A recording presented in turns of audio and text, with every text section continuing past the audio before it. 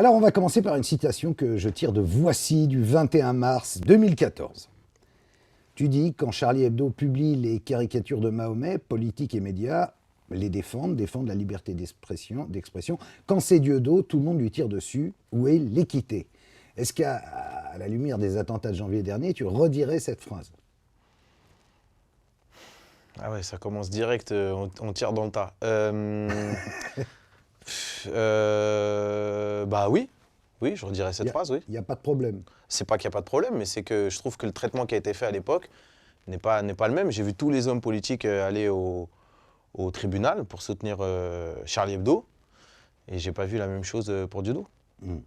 Ça, c'est juste, mais entre-temps, il y a eu quand même les attentats. Bah oui, mais au moment où je le dis, Oui. voilà. Donc en fait, tu es sauvé par le fait que tu l'as dit avant. Non, c'est pas que je suis sauvé, c'est que je suis sauvé par mon authenticité. C'est-à-dire que quand je dis quelque chose, je le pense réellement. Il n'y a pas de mauvaises intentions.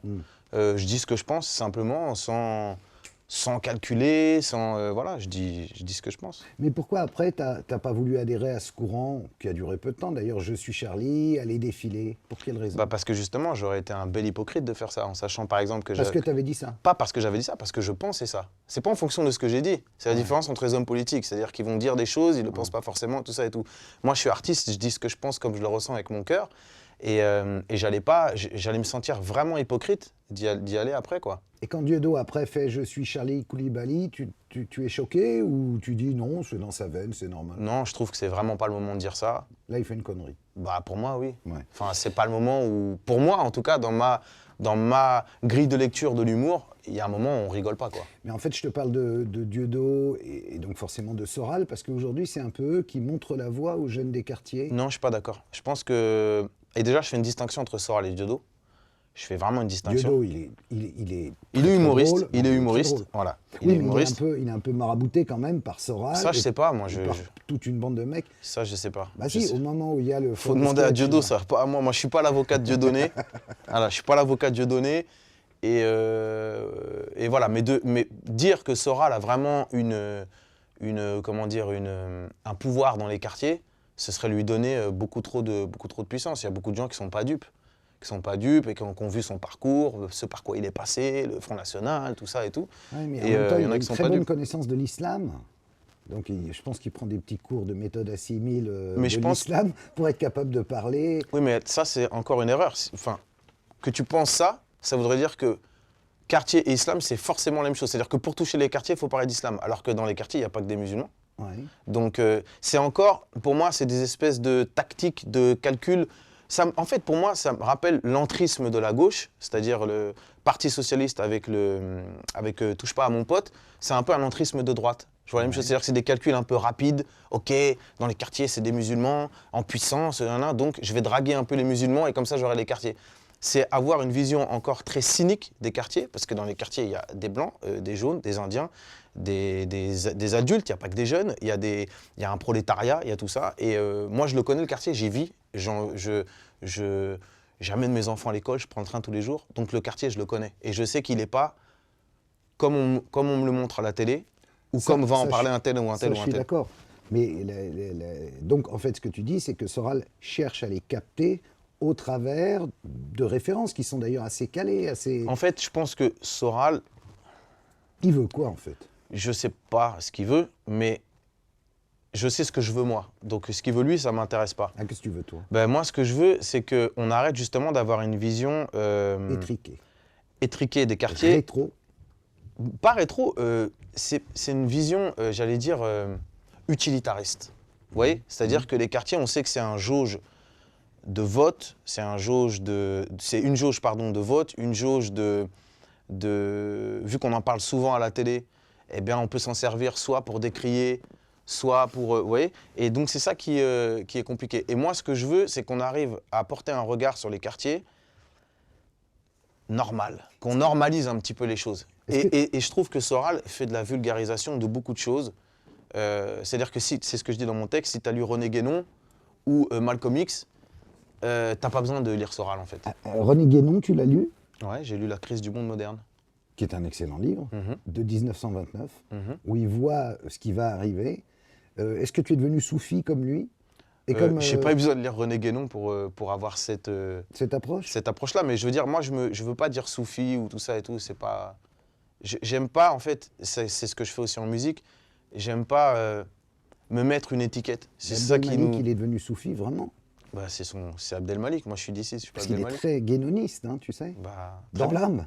très bien, pour lui. Il faut peut-être expliquer un peu c'est qui René Guénon, parce que on va perdre du monde sinon. René Guénon, c'est déjà quelqu'un qui était très très fort en mathématiques, qui vient de Touraine, si je dis pas de bêtises, qui est venu à Paris faire ses études, qui a commencé, je crois, dans la franc-maçonnerie et différentes écoles, et qui un jour s'est complètement,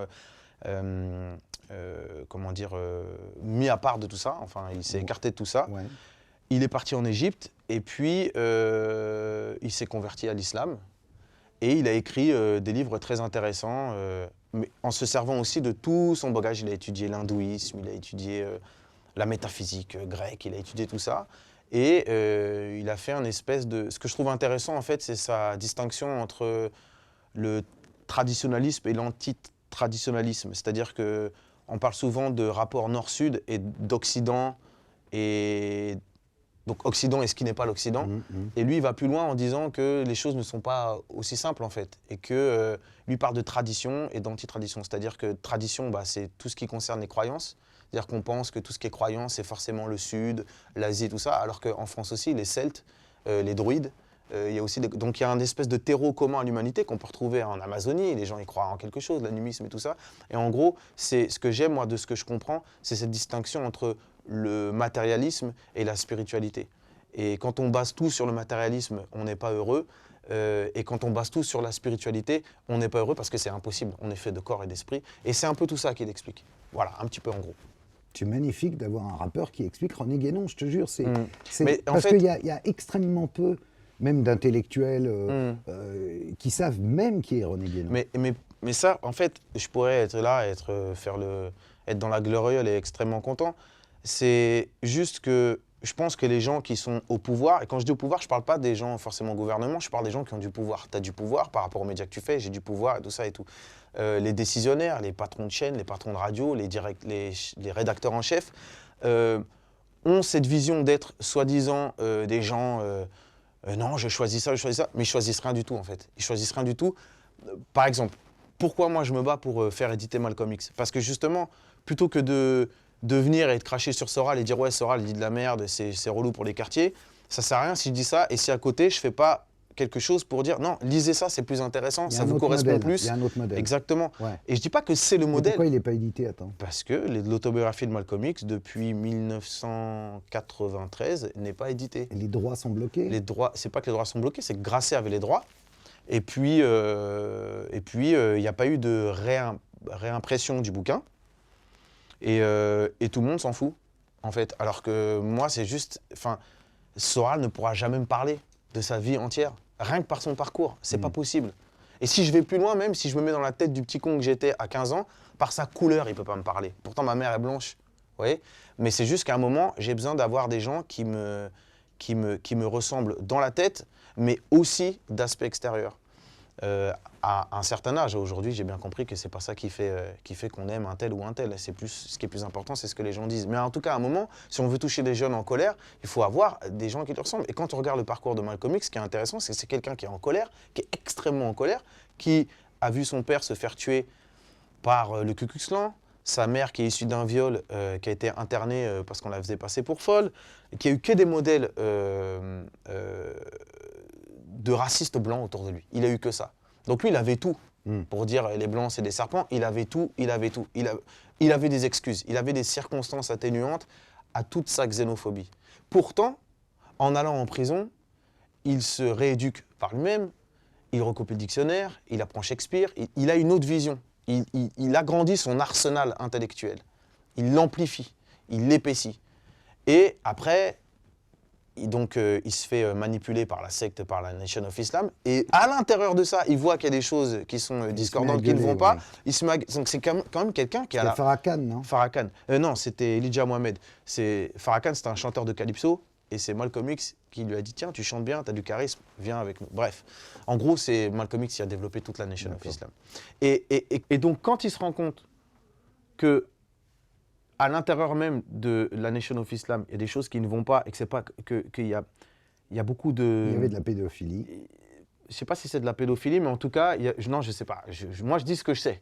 Et non, il y avait en tout cas Elijah Mohamed qui a mis enceinte beaucoup de femmes et de jeunes filles peut-être, je ne sais pas. Et bon, bref, ça n'était pas en adéquation avec ce que prônait la Nation of Islam, à savoir respecter les sœurs et tout ça et tout. Donc lui, vu que c'est un mec authentique, il se désolidarise. Il sait que c'est signé son arrêt de mort parce que il y a quand même, c'est un peu lui il vient de la rue, c'est un mafieux et tout, donc il a compris, il a institué beaucoup de choses au niveau de la Nation of Islam par rapport à comment dire, à plein de choses sur l'esprit communautaire, tout ça et tout. Donc ça touchait aussi les voyous et tout ça et tout. C'est pour ça qu'il touchait la rue, qu'il parlait à la rue, contrairement à Martin Luther King, même si je ne fais pas d'opposition entre les deux. Et bref, il s'est désolidarisé et au final, il fait son pèlerinage à la Mecque. Au retour de la Mecque, il dit, écoutez, moi en fait, j'ai dit beaucoup de conneries avant. En gros, j'ai dit beaucoup de conneries avant. Il revient, il est quand même infiniment moins violent. En fait, c'est pas qu'il est moins violent. Il n'est plus raciste. Déjà, il est plus racialiste. Et surtout, c'est pas qu'il est moins violent, c'est qu'il a compris que plus que des histoires de carnation, de tout ça, c'est les systèmes qui rendent fous les gens. C'est les systèmes, et c'est ce que je pense, moi, au fond de moi, en fait. C'est-à-dire que il vient et dit, j'ai mangé avec un blanc aux yeux bleus qui était tchèque ou je ne sais de quel pays, on a partagé le même plat, ça m'a fait tellement pleurer, on était là à croire en Dieu, à avoir la même... Et là, il dit, l'Amérique m'a rendu raciste, l'ultralibéralisme m'a rendu raciste. Et de voir quelqu'un, quand on lit sa trajectoire, qui part de là et qui arrive pour au final dire ça, pour un mec comme moi en colère, et pourtant j'ai pas eu le quart des problèmes qu'a eu Malcolm X, ça m'a fait beaucoup de bien, ça m'a expliqué beaucoup de choses sur moi, sur ce que je pense, enfin sur mon intérieur, et c'est pour ça que pour moi c'est important que les jeunes des quartiers et autres, parce que tu peux être une femme en colère, tu peux être n'importe qui en colère et lire Malcolm X et ça va te donner de la force plutôt que de détruire, ça va te permettre de te construire. Et c'est ça que je trouve fort chez Malcolm X. Mais vu que c'est un musulman et qu'on est dans un pays quand même de tradition chrétienne, Martin Luther King, c'est cool d'en parler, ça fait pas peur. Malcolm X, ça fait peur. Mais pourquoi tout simplement pas mettre une traduction française sur Internet gratos? Parce que les jeunes, je ne suis pas sûr qu'ils iront acheter le bouquin. Alors ça, je vais le faire. C'est ce qu'on est en train de faire. Mais moi, j'ai du respect pour la famille de Malcolm X. Nous, on l'a retraduit le bouquin avec 3 amis qui ont fait des études. On l'a retraduit. Et quand on l'a retraduit, on s'est rendu compte que la version de Grasset, donc de 65 et rééditée en 93, elle n'était pas fidèle au bouquin parce qu'il y avait au moins 100 ou 150 pages qui n'étaient plus là, des prénoms changés. Et surtout, ce qui était important dans l'arsenal de Malcolm X, c'est que lui, il ne faisait pas des phrases trop longues parce qu'il savait qu'il touchait ceux qui n'ont pas eu accès aux études et tout ça. Et c'était important pour lui. Et nous, quand on a retraduit, on a fait attention à ça aussi. Et pourquoi je ne l'ai pas mis comme ça sur Internet? Parce qu'il faut savoir que Malcolm X s'est fait assassiner devant ses filles. Moi, j'ai des enfants.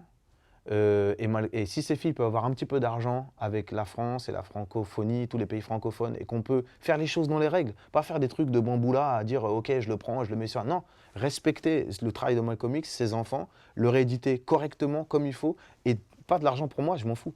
Donner de l'argent à la famille de Malcolm X, moi je pense que je serais un petit peu content, enfin je serais un petit peu satisfait.